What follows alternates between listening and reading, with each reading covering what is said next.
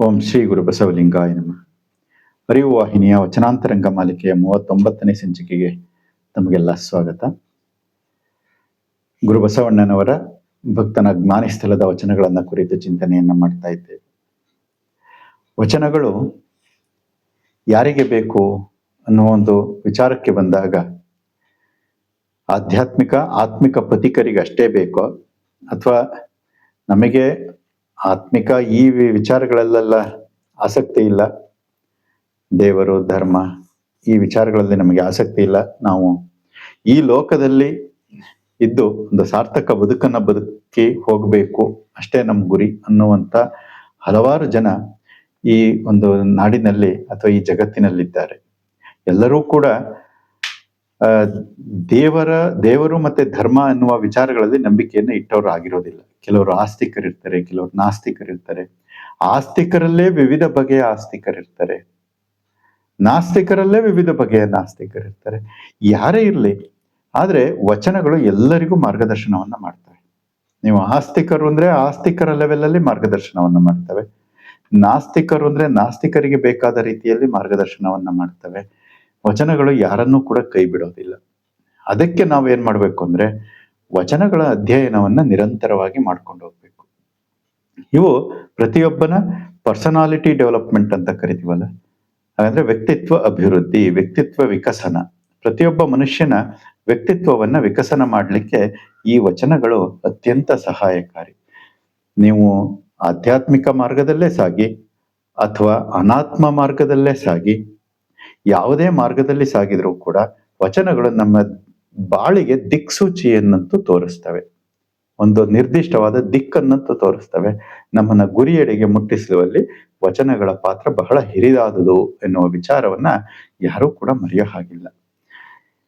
ಈ ಹಿನ್ನೆಲೆಯಲ್ಲಿ ಭಕ್ತನ ಜ್ಞಾನಿ ಸ್ಥಳದ ವಚನಗಳನ್ನ ನಾವು ಚಿಂತನೆಯನ್ನ ಮಾಡ್ತಾ ಇದ್ದೇವೆ. ಭಕ್ತನ ಜ್ಞಾನಿ ಸ್ಥಳ ಅರಿವು ಪ್ರಧಾನವಾಗಿ, ಶ್ರದ್ಧೆ ಮುಖ್ಯವಾಗಿ ನಾವು ಮಾಡುವ ಕ್ರಿಯೆಗಳು. ಆ ನೆಲೆಯಲ್ಲಿ ನಾವು ಹಿಂದಿನ ಒಂದು ಸಂಚಿಕೆಯಲ್ಲಿ 175ನೇ ವಚನದ ತನಕ ಚಿಂತನೆಯನ್ನ ಮಾಡಿದ್ದೇವೆ. ಈ ಒಂದು ಸಂಚಿಕೆಯಲ್ಲಿ 176ರಿಂದ 180ನೇ ವಚನದ ತನಕ ನೋಡೋಣ. ಮೊದಲನೇ ವಚನ ಅಂದ್ರೆ 176ನೇ ವಚನ ಈ ರೀತಿ ಇದೆ.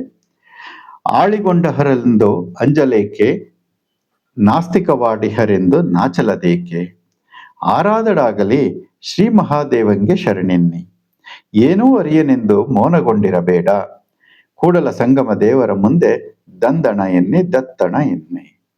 ನೋಡಿ, ಈ ವಚನ ಎಷ್ಟು ಸ್ಪಷ್ಟವಾಗಿ ಹೇಳ್ತಾ ಇದೆ.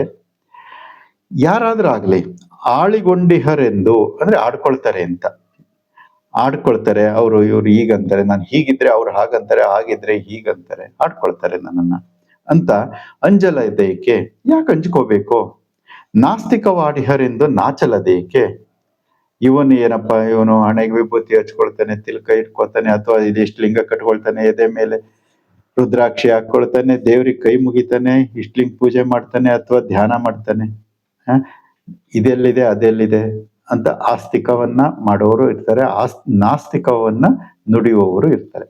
ಅವ್ರು ಯಾರು ಏನಾದ್ರೂ ಹೇಳಲಿ, ಏನ್ ಮಾಡ್ಬೇಕು, ಆರಾಧಡಾಗಲಿ, ನೀನು ಯಾರಾದ್ರೂ ಆಗು, ಅವರು ಯಾರಾದ್ರೂ ಆಗಿರ್ಲಿ, ಶ್ರೀ ಮಹಾದೇವಂಗೆ ಶರಣೆನ್ನಿ. ಮೊದಲು ನಾವು ಮಾಡ್ಬೇಕಾಗಿರೋದೇನು, ಶ್ರೀ ಮಹಾದೇವಂಗೆ ಶರಣೆನ್ನಿ, ಸೃಷ್ಟಿಕರ್ತನಿಗೆ ಶರಣೆನ್ನಿ. ನಾಸ್ತಿಕರೇ ಆಗ್ಲಿ ಆಸ್ತಿಕರೇ ಆಗ್ಲಿ, ಈ ಸೃಷ್ಟಿ ಅಂತೂ ಆಗಿದೆಯಾ, ಈ ಸೃಷ್ಟಿಯನ್ನ ನಾನಂತೂ ಮಾಡಿಲ್ವಾ, ಈ ಜೀವಾತ್ಮ ಅಂತೂ ಮಾಡಿಲ್ವಾ, ಸೃಷ್ಟಿ ಆಗಿದೆ. ಸೃಷ್ಟಿ ಆಗಿ ಕಾರಣೀಭೂತ ಯಾರು, ಯಾವುದೋ ಒಂದು ಚೈತನ್ಯ, ಅಖಂಡ ಚೈತನ್ಯ. ಆ ಅಖಂಡ ಚೈತನ್ಯಕ್ಕೆ ಶರಣೆನ್ನಿ, ಶ್ರೀ ಮಹಾದೇವರಿಗೆ ಶರಣೆನ್ನಿ. ಏನೂ ಅರಿಯನೆಂದು ಮೌನಗೊಂಡಿರಬೇಡ, ನನಗೇನು ಗೊತ್ತಿಲ್ಲಪ್ಪ, ಏನ್ ಮಾತಾಡ್ಲಿ ಅಥವಾ ಏನ್ ಮಾಡ್ಲಿ ಅಂತ ಮೌನಗೊಂಡಿರಬೇಡ.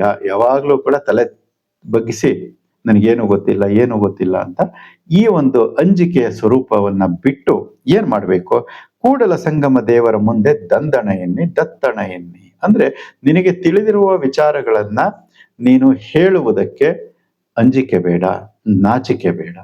ಯಾಕೆ ಅಂದ್ರೆ ಅಂಜಿಕೆ ನಾಚಿಕೆ ಪಡ್ಬೇಕಾಗಿದ್ದು ಯಾವಾಗ ಅಂದ್ರೆ ನಾವು ಮಾಡಬಾರದ ಕೃತ್ಯಗಳನ್ನ ಮಾಡಿದ್ದಾಗ.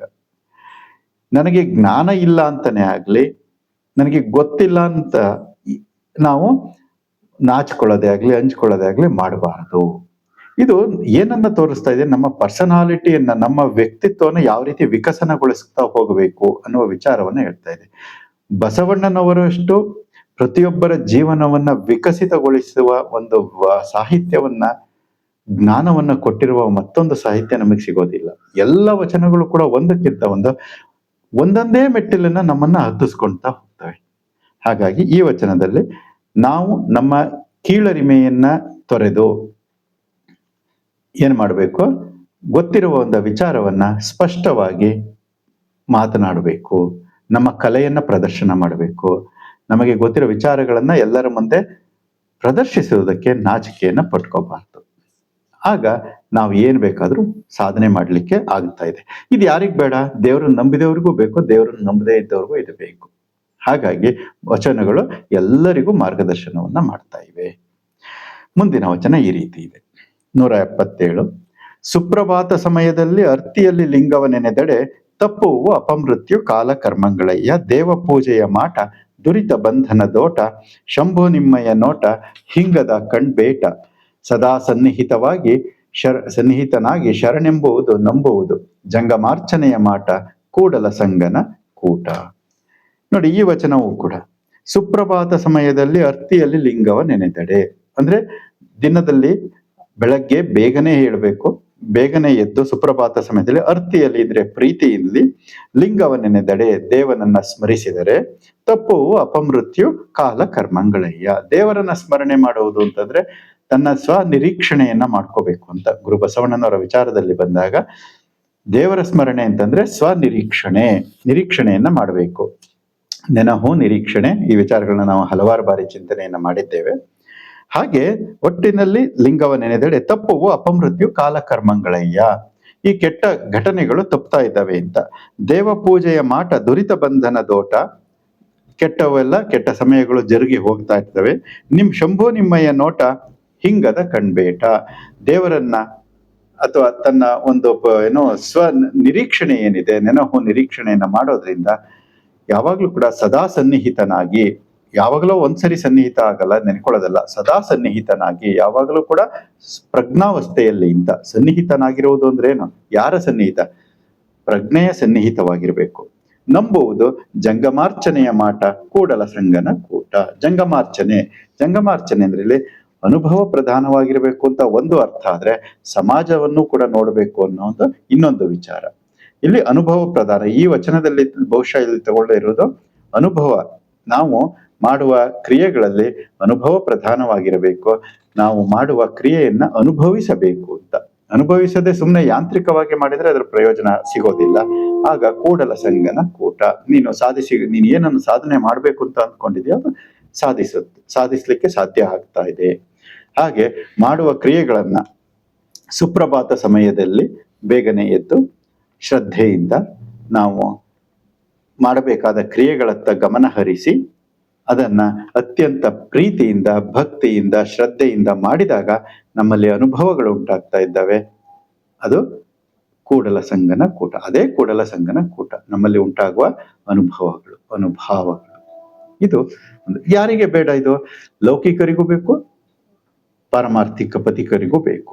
ಲೌಕಿಕ ಜೀವನದಲ್ಲಿರುವವರಿಗೆ ನನಗಿದೆಲ್ಲ ಬೇಡಪ್ಪ, ಈ ದೇವರ ಧರ್ಮ ಅನ್ನೋಂಥವ್ರಿಗೆ ಆಯ್ತು, ಬೆಳಿಗ್ಗೆ ಬೇಗ ಎದ್ದು ನಮ್ಮ ಕ್ರಿಯೆಗಳನ್ನ ಮಾಡಿಕೊಂಡು ನಾವು ದಿನನಿತ್ಯ ಯಾವ ಕೆಲಸವನ್ನ ಮಾಡ್ಬೇಕು ಅದನ್ನ ಬೇಗನೆ ಪ್ರಾರಂಭ ಮಾಡಿದ್ರೆ ಯಾವ ಗೊಂದಲಗಳು ಆಗೋದಿಲ್ಲ. ಅಲ್ಲೂ ಕೂಡ ನಾವು ಸಕ್ಸಸ್ ಕಾಣ್ಲಿಕ್ಕೆ ಅವಕಾಶ ಇದೆ.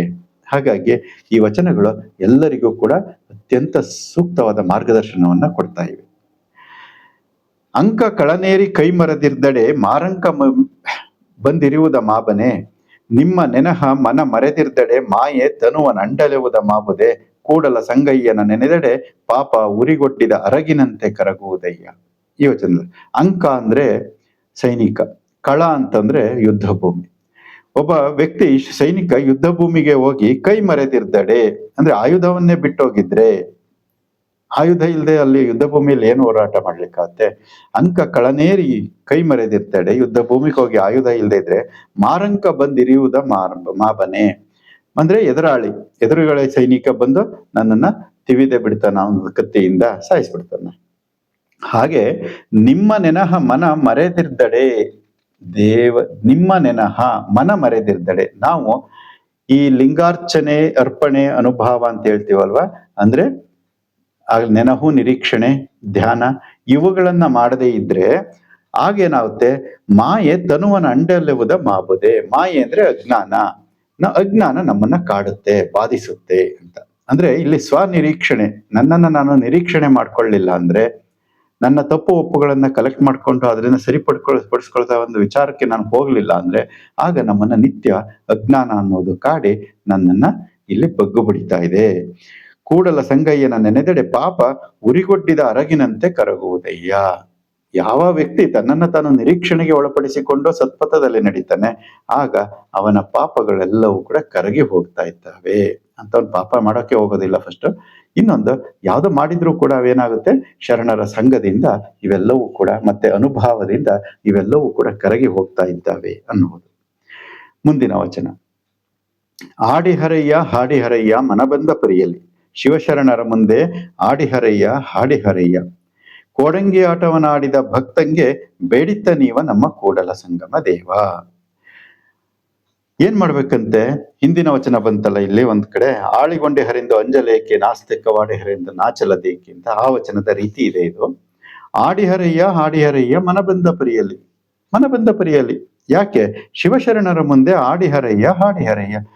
ನೀವು ಎಲ್ಲ ಒಡನಾಡಿಗಳೇ. ಶಿವಶರಣರು ಅಂದ್ರೇನು? ಸದ್ಭಾವಿಗಳು, ಅನುಭಾವಿಗಳು. ಆ ಅನುಭಾವಿಗಳ ಮುಂದೆ ನೀನ್ ಏನ್ ಬೇಕಾದ್ರೂ ಆಡು. ಆ ಒಂದು ಅವರ ಒಂದು ವಿಚಾರವನ್ನ ಕುರಿತದ್ದೇ ಒಂದು ಆತ್ಮ ನಿರೀಕ್ಷಣೆಯ ವಿಚಾರಗಳು ಇವೆಲ್ಲ ಏನಿದಾವಲ್ಲ, ಏನ್ ಬೇಕಾದ್ರೂ ಆಡು. ಅವಾಗ ಅವ್ರು ತಪ್ಪಿದ್ರೆ ಸರಿ ಮಾಡ್ತಾರೆ. ಹೇಳ್ತಾರೆ, ಕೋಡಂಗಿ ಆಟವನ್ನ ಆಡಿದ ಭಕ್ತಂಗೆ ಬೇಡಿತ್ತ ನೀವಾ. ಅವ್ರ ಮುಂದೆ ಕೋಡಂಗಿ ಹಂಗೆ ಆಡ್ಬೇಕಂತೆ. ಯಾಕೆಂದ್ರೆ ಅವ್ರಿಗೆ ನಮಗೆ ತಿಳುವಳಿಕೆ ಕೊಡ್ತಾರೆ. ಕೋಡಂಗಿ ತರ ಆಡಿದ್ರೆ ಅಂದ್ರೆ ಅಜ್ಞಾನಿ ತರ ಆಡಿದ್ರೆ ಅಂತ. ಅಜ್ಞಾನಿಗಳು ಅವಾಗ ಕರೆದು ಬುದ್ಧಿ ಹೇಳ್ತಾರೆ, ಈ ತರ ಅಲ್ಲಪ್ಪ, ಈ ತರ ಬದುಕಬೇಕು ನೀನು, ಬದುಕನ್ನ ಕಟ್ಕೊಳ್ಳೋದು ಅಂದ್ರೆ ಈ ರೀತಿ ಅನ್ನುವ ಒಂದು ಮಾರ್ಗದರ್ಶನವನ್ನ ಮಾಡ್ತಾರೆ. ಯಾರು? ಶರಣರು, ಅನುಭಾವಿಗಳು. ಅದಕ್ಕೆ ಅನುಭಾವಿಗಳ ಸಂಘವನ್ನ ಮಾಡಬೇಕು. ಅವರ ಮುಂದೆ ಹೋದಾಗ ನಾವು ಯಾವತ್ತಿಗೂ ಕೂಡ ಮಾತಾಡ್ಲಿಕ್ಕೆ ಹಿಂಜರಿಬಾರ್ದು. ಅವ್ರ ಜೊತೆ ಮಾತಾಡ್ಬೇಕು, ಆತ್ಮೀಯತೆಯನ್ನ ಬೆಳೆಸ್ಕೋಬೇಕು. ಆತ್ಮೀಯತೆ ಬೆಳೆಸ್ಕೊಂಡಾಗ ಅವರು ಕರೆದು ಮಾತಾಡ್ತಾರೆ, ನಮ್ಮಲ್ಲಿರುವ ಅವಗುಣಗಳನ್ನ ತಿದ್ದುವ ಒಂದು ಪ್ರಯತ್ನವನ್ನ ಮಾಡ್ತಾರೆ. ಆಗ ನಮ್ಮ ಜೀವನ ಏನಾಗ್ತಾ ಇದೆ? ಅನುಭಾವದ ಕಡೆಗೆ ಅದು ಕೂಡ ಅನುಭಾವ ಅರಳಲಿಕ್ಕೆ ಸಾಧ್ಯವಾಗ್ತಾ ಇದೆ. ನಾವು ಕೂಡ ಅಸಾಧ್ಯವಾದದನ್ನ ಸಾಧಿಸ್ಲಿಕ್ಕೆ ಸಾಧ್ಯ ಆಗುತ್ತೆ. ಇಲ್ಲದಿದ್ರೆ ದುರ್ಜನರ ಸಂಘದಲ್ಲಿ ದುಶ್ಚಟಗಳನ್ನ ಹೊಂದಿದ್ರೆ ನಾವು ಯಾವ ಸಾಧನೆಯನ್ನು ಮಾಡ್ಲಿಕ್ಕೆ ಆಗೋದಿಲ್ಲ, ಚರಂಡಿಲಿ ಬಿದ್ದಿರ್ಬೇಕಾಗುತ್ತೆ ಅನ್ನುವಂಥ ವಿಚಾರಗಳನ್ನ ನಾವು ನೋಡ್ತಾ ಇದ್ದೇವೆ. ಇನ್ನ 180ನೇ ವಚನ. ಹೊಲಬುಗೊಂಡ ಅರಸಬೇಡ ಬಿಲಿತು ತರಬೇಡ, ಒಲಿದೊಮ್ಮೆ ಶಿವಶರಣೆನ್ನಿರಯ್ಯ, ಒಂದು ಸೊಲ್ಲಿಂಗೆ ಮುಕ್ತಿ ಸಿದ್ಧಿ, ಕೂಡಲ ಸಂಗಮ ದೇವ ಭಕ್ತಿ ಲಂಪಟನಾಗಿ. ಈ ವಚನದಲ್ಲಿ ಹೇಳ್ತಾರೆ, ಹೊಲಬುಗೊಂಡ ಅರಸಬೇಡ ಅಂದ್ರೆ, ಹೊಲಬು ಅಂತಂದ್ರೆ ದಾರಿ, ಅರಸಬೇಡ ದಾರಿ ಹಿಡ್ಕೊಂಡು, ಅಂದ್ರೆ ಈ ದಾರಿಯಲ್ಲಿ ಈ ಒಂದು ಕ್ಷೇತ್ರಕ್ಕೆ ಹೋದ್ರೆ ದೇವ್ರು ಸಿಗುತ್ತೆ, ಆ ಕ್ಷೇತ್ರಕ್ಕೆ ಹೋದ್ರೆ ಆ ದೇವ್ರು ಸಿಗುತ್ತೆ, ಇನ್ನೊಂದು ಕ್ಷೇತ್ರಕ್ಕೆ ಹೋದ್ರೆ ಇನ್ನೊಂದು ದೇವ್ರು ಸಿಗುತ್ತೆ. ದೇವರನ್ನ ಹುಡುಕಿ ಹುಡುಕಿ ಅರಸಬೇಡ ಅಂತ ಹೇಳ್ತಾ ಇದ್ದಾರೆ ಇಲ್ಲಿ. ನೀನು ಸತ್ಯವನ್ನ ಹುಡುಕ್ಲಿಕ್ಕೆ ಎಲ್ಲೂ ಹೋಗ್ಬೇಕಾಗಿಲ್ಲ. ಹೇಳ್ತಾ ಇದ್ರೆ ಒಲಬುಗೊಂಡು ಅರಸಬೇಡ. ಏನನ್ನ ಅರಸೋದು? ಸತ್ಯವನ್ನ ಅರಸೋದು. ಸತ್ಯವನ್ನ ಅರಸ್ಲಿಕ್ಕೆ ಹುಡುಕ್ಲಿಕ್ಕೆ ಎಲ್ಲೂ ಹೋಗೋ ಅವಶ್ಯಕತೆ ಇಲ್ಲ. ಬಿಲಿತು ತರಬೇಡ ಅಂದ್ರೆ ಬೆಲೆ ಕೊಟ್ಟು, ಬಿಲಿತು ಅಂದ್ರೆ ಬೆಲೆ ಕೊಟ್ಟು, ದುಡ್ಡು ಕೊಟ್ಟು ಕೊಂಡುಕೊಂಡು ಬರಬೇಡ. ಏನ್ನ? ದೇವತಾ ಮೂರ್ತಿಗಳನ್ನ. ಒಲಿದೊಮ್ಮೆ ಶಿವಶರಣೆನ್ನಿರಯ್ಯ, ನೀನ್ ಇದ್ದ ಜಾಗದಲ್ಲೇ ಒಲಿದೊಮ್ಮೆ ಪ್ರೀತಿಯಿಂದ ಶಿವಶರಣೆನ್ನೆ ಅಂತ ಅನ್ಬೇಕಂತೆ. ಹಾಗಂದ್ರೆ ಏನಾಗುತ್ತೆ? ಒಂದು ಸೊಲ್ಲಿಂಗೆ ಮುಕ್ತಿ ಸಿದ್ಧಿ. ಒಂದೇ ಸಾರಿ ಮನಪೂರ್ವಕವಾಗಿ, ಪ್ರೇಮಪೂರ್ವಕವಾಗಿ, ಪ್ರೀತಿಯಿಂದ ಶಿವ ಶರಣು ಅಂತೇಳಿ ಯಾರಿಗೆ? ಅನುಭಾವಿಗಳಿಗೆ, ಜ್ಞಾನಿಗಳಿಗೆ, ಅವ್ರ ಜೊತೆ ಶಿವಶರಣು ಅಂತೇಳಿ ಅವ್ರ ಜೊತೆ ಒಡನಾಟಕ್ಕೆ ಇಳಿದ್ರೆ ಎಲ್ಲ ಒಂದು ಸೊಲ್ಲಿಂಗೆ ಮುಕ್ತಿ ಸಿದ್ಧಿ. ನಿನ್ ಮುಕ್ತಿ ಆ ಕ್ಷಣದಲ್ಲಿ ಸಿಗ್ತಾ ಇದೆ. ಯಾವ ಕ್ಷೇತ್ರಗಳಿಗೂ ಸಾವಿರಾರು ಕಿಲೋಮೀಟರ್ ದೂರ ಹೋಗಿ ದಿನಗಟ್ಲೆ, 2 ತಿಂಗಳಗಟ್ಲೆ ಕ್ಯೂ, 6 ಗಟ್ಲೆ ಕ್ಯೂ ನಿಂತ್ಕೊಂಡು ದರ್ಶನ ಪಡೆಯುವ ಅವಶ್ಯಕತೆ ಇಲ್ಲ. ನೀನು ಇದ್ದಲ್ಲೇ ಮುಕ್ತಿ ಸಿದ್ಧಿ ಅಂತ ಯಾರು ಹೇಳ್ತಾ ಇದ್ದಾರೆ? ಗುರು ಬಸವಣ್ಣನವರು ನಮಗೆ ಮಾರ್ಗದರ್ಶನವನ್ನ ಕೊಡ್ತಾ ಇದ್ದಾರೆ. ಯಾಕೆ ಅಂತ ಹೇಳ್ತಾರೆ? ಕೂಡಲ ಸಂಗಮ ದೇವ ಭಕ್ತಿ ಲಂಪಟನಾಗಿ. ಆ ಕೂಡಲ ಸಂಗಮ ದೇವ ತನ್ನೊಳಗೆ ಇರುವ ಚೈತನ್ಯ ಅದು ಭಕ್ತಿಗೆ ಮಾತ್ರ ಒಲಿಯುತ್ತೆ, ಬೇರೆ ಯಾವುದಕ್ಕೂ ಒಲಿಯೋದಿಲ್ಲ. ಹಾಗಾಗಿ ಅದು ನಾವು ಎಕ್ಸ್ಪ್ರೆಸ್ ವೇದಲ್ಲಿ ಟೋಕನ್ ತಗೊಂಡು ಫಾಸ್ಟ್ ಆಗಿ ದರ್ಶನ ಮಾಡ್ಕೊಂಡು ಬಂದ್ರೂ ಸಿಗೋದಿಲ್ಲ, ಏನ್ ಮಾಡಿದ್ರು ಸಿಗೋದಿಲ್ಲ. ಅದು ಕೂತಿದ್ದ ಜಾಗದಲ್ಲೇ ಶಿವ ಶರಣು ಅಂತ ಹೇಳ್ಬಿಟ್ರೆ ಅಲ್ಲೇ ಮುಕ್ತಿ, ಆ ಕ್ಷಣವೇ ಮುಕ್ತಿ ಸಿದ್ಧಿ ಅಂತ ಗುರು ಬಸವಣ್ಣನವರು ನಮಗೆ ಮಾರ್ಗದರ್ಶನವನ್ನ ಮಾಡ್ತಾ ಇದ್ದಾರೆ. ಈ ರೀತಿಯಾಗಿ ನಾವು ನಮ್ಮ ಜೀವನದಲ್ಲಿ ನಿತ್ಯ ನಮ್ಮ ಒಂದು ವ್ಯಕ್ತಿತ್ವವನ್ನು ವಿಕಸನಗೊಳಿಸಿಕೊಳ್ಳಬಹುದು ಎನ್ನುವ ಒಂದು ವಿಚಾರದೊಂದಿಗೆ ಈ ಚಿಂತನೆಗೆ ಮಂಗಳವನ್ನು ಹಾಡ್ತಾ ಇದ್ದೇನೆ. ಮುಂದಿನ ಸಂಚಿಕೆಯಲ್ಲಿ ಮುಂದಿನ ವಚನಗಳನ್ನು ಚಿಂತನೆಯನ್ನು ಮಾಡೋಣ. ವೀಕ್ಷಿಸಿದ್ದಕ್ಕೆ ಧನ್ಯವಾದಗಳು. ಶರಣು ಶರಣಾರ್ಥಿ.